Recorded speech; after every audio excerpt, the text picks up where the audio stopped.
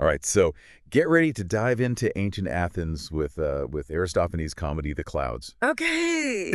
You've brought some seriously interesting sources, and I'm ready to I'm ready to get my toga on and explore these satirical jabs at Socrates Yeah. and see what this play reveals about Athenian society back then.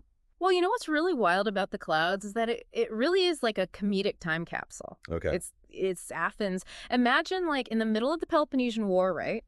You've got political turmoil, Right. new ideas are challenged, like the old guard. Yeah. And there's a lot of uncertainty about the future. Yeah. And Aristophanes uses humor to kind of hold up a mirror to all of that. So it's like he's like throwing a roast of Athenian society, right? Yeah. But with some like seriously thought-provoking punchlines. Yep. Exactly. And one of those punchlines, believe it or not, revolves around, get this, Athenians' love of lawsuits. Real? Yeah. The source material even points out that it was practically a national pastime. Wait, they loved a good lawsuit. Oh, yeah. What's the deeper dive on that? Like, was it just a very litigious society, or is Aristophanes hinting at something more? That's the million-dollar question, right? I mean, Sure. on the surface, yeah, it's a funny little quirk, right? But when you think about it, this obsession with legal battles, it could point to like deeper anxieties within Athenian society, you know, a reflection of all that instability and fragmentation that they were experiencing. Right. It's like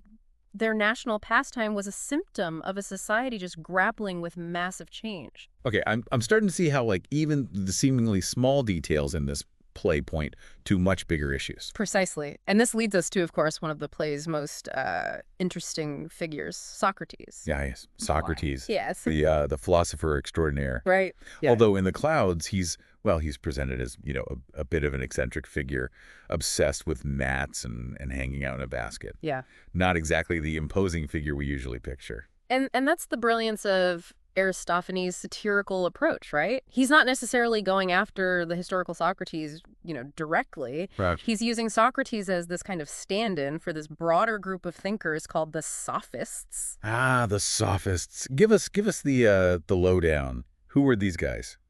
So think of them as like the rock star intellectuals of their day. Okay. They challenged traditional Athenian values or Right. promoted new ways of thinking, and they weren't afraid to charge a pretty drachma for their wisdom. I see. So they were controversial figures. Oh yeah, very much so. Okay. They had their fans, they had their critics, definitely. Okay, so Socrates becomes this lightning rod for all the anxieties that people had about these new ideas. Exactly. But here's where it gets really, really intriguing. Our source actually points out that Socrates, in reality, actually disagreed with a lot of the Sophists' teachings. It even says that Plato was frustrated by this portrayal of his mentor Oh yeah. in the play. Which begs the question, why make Socrates the target if he wasn't even like a card-carrying sophist? Right, yeah. Was Aristophanes simply going for the biggest laugh he could get, or was he making a more nuanced point? Yeah. By choosing this particular figure, it's something to really consider as we kind of move forward deeper into the play. It's like Aristophanes is almost daring us to look beyond the surface. Right. Question our assumptions about these figures and really uncover that deeper message behind the laugh. Absolutely. And speaking of challenging assumptions, we should probably talk about the play's hilarious debate on education. Yes. Old versus new. Oh, yes. The Clash of the Titans. Yes. The Battle of the Logoi, right? Yes. One side representing that traditional education. Right. The other, this new sophistic approach. It's like watching a rap battle between Aristotle and a philosophy professor who just joined TikTok. What's so fascinating is that Aristophanes actually gives us a glimpse into the core values of each side. Okay. Right. So on the one hand, you've got like the embodiment of traditional philosophy, emphasizing discipline, respect for customs, physical strength. I mean, the source material even it draws a stark contrast, stating that this approach favors marathon runners, not metrosexuals. Okay, I can already picture that visual. All right, so we've got traditional philosophy. Yeah. And then on the other side of the stage, we've got sophistry kind of like strutting in. Right. All about cleverness, rhetoric, questioning absolutely everything. And not just questioning, but using logic. Yeah. Sometimes in ways that that might have made traditionalists raise an eyebrow or two, So it's not as black and white as simply saying, one side is good, the other one's bad, or old equals right, new equals wrong. Aristophanes is doing something a lot more subtle here. He's implying that this blind faith in tradition can be just as potentially risky as blindly embracing the new. Okay. It's about finding that balance. Right. That critical thinking that allows you to navigate a world full of these competing ideas, which, let's face it, is something we can all relate to even today. Absolutely. More relevant than ever, I'd say. Oh, yeah. But what about the clouds themselves? They're not just, background singers in this satirical symphony, are they? You're really picking up on some key themes here. Okay. The chorus of clouds represents something much, much deeper. There are these alluring, seductive figures, right? Embodying these promises of ambition, intellectual pride. However, as the play progresses, we find out that those promises are, well, they're ultimately empty. It's like those shiny objects that we're all, drawn to, right? Things that promise the world but often leave us with nothing to show for it. Yeah. And to make it even more complicated, the clouds themselves, they admit to enjoying leading people astray. Precisely. And that raises a really crucial question, don't you think, about personal responsibility. Right. In a world overflowing with appealing but potentially harmful ideas, how much control do we actually have over our choices? Are we just pawns in some elaborate game orchestrated by these clouds? Or do we have the agency to actually think for ourselves? Resist those seductive whispers and forge our own paths. Right.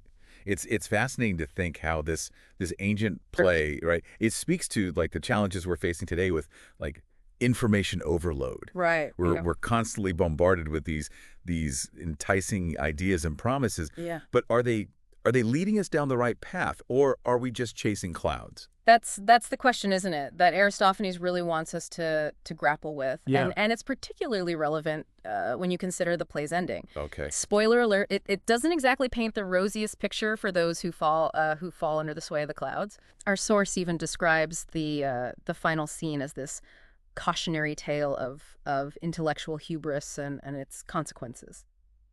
Okay, so we've got these seductive clouds, a society grappling with change, and like a healthy dose of skepticism about the pursuit of knowledge. Yeah. Aristophanes really wasn't afraid to tackle some big ideas in this comedy. Oh, yeah, absolutely. And let's not forget, he does it all through this lens of humor. Right. For example, when he's describing the sophist's educational approach, he actually has one of his characters just straight up declare, "I'll prove that the right way is wrong and the wrong way is right." It's like he's saying, don't take yourselves too seriously, folks. But beneath that humor, there's a lot to unpack about the values of Athenian society, both the old and the new. Exactly. And it's interesting to see how he uses the characters in the clouds to really kind of explore those contrasting values. You've got Strepsiades representing like the older generation, desperate to cling to tradition, but also easily swayed by the allure of like quick fixes. Right. And these clever arguments. Kind of reminds me of that saying, there's a sucker born every minute. Right. And then you've got his son, Phidippides, who fully embraces that sophistic approach, right? Right. Using his newfound rhetorical skills to justify all sorts of, well, let's just say questionable behavior. So it sounds like a classic generational clash. Yeah. But Aristophanes is showing us that both extremes have their pitfalls. Yep. Blindly clinging to the past can be just as detrimental as blindly chasing after every shiny new idea. Precisely. Yeah. It's this reminder that true wisdom, it lies somewhere in the middle. Okay. In being able to critically assess both the old and the new, to really discern between what's, genuine knowledge and just mere sophistry.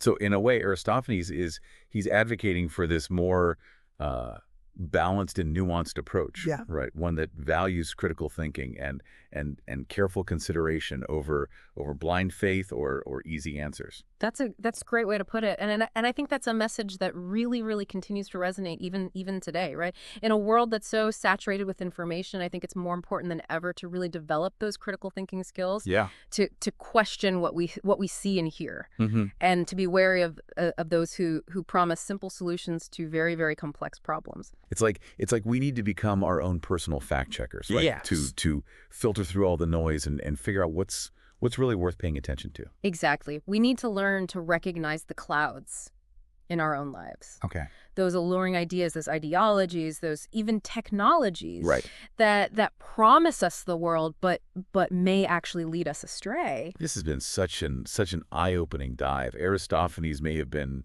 writing about, ancient Athens, but it's clear that he was really tapping into some timeless truths about human nature and the challenges that we face in navigating a world that's just full of choices and competing ideas. Yeah. It's almost like he's giving us this like playbook, right? Yeah. For navigating this world of ideas, even over 2,000 years later. So if we're looking for that balanced approach, right, that ability to really kind of see through the clouds, what could we learn from the clouds itself? Well, I think one of the biggest takeaways is this need to question everything. Okay. Like Aristophanes, he really encourages us to engage with ideas, both old and new, not with this blind acceptance, but with, a healthy dose of skepticism. Yeah. He uses humor to kind of challenge our assumptions, right? And show us that things aren't always what they seem. It's like he's saying, like, don't just take my word for it. Think for yourselves. Exactly. Which is a powerful message, especially in a world where it's so easy to get, swept up in trends and groupthink and all of that.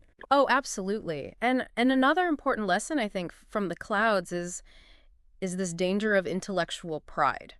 Okay. The characters who are most easily seduced by the clouds are often those who are blinded by their own, perceived intelligence or their ambition. Right. They get so caught up in the allure of cleverness and novelty that they kind of lose sight of common sense and real wisdom. It's a cautionary tale about the pitfalls of intellectual arrogance. Right. Yes. It reminds me of that saying, a little knowledge can be a dangerous thing. Right. Or in this case, a cloud of knowledge. Exactly. Aristophanes, he seems to be saying that true wisdom, it involves humility. Recognizing that we don't have all the answers and being open to learning from different perspectives. Yeah. Even those that we might initially disagree with.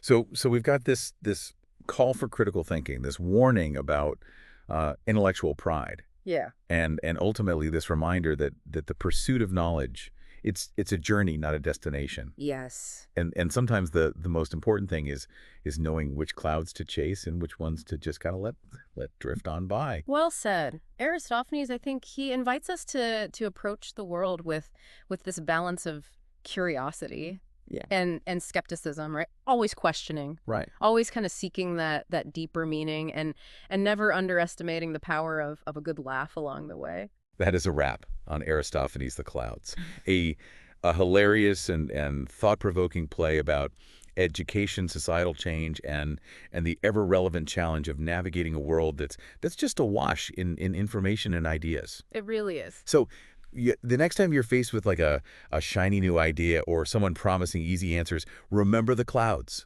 Take a step back, ask the tough questions, and hey, maybe even have a little chuckle at the absurdity of it all. You might just find yourselves a little wiser for it.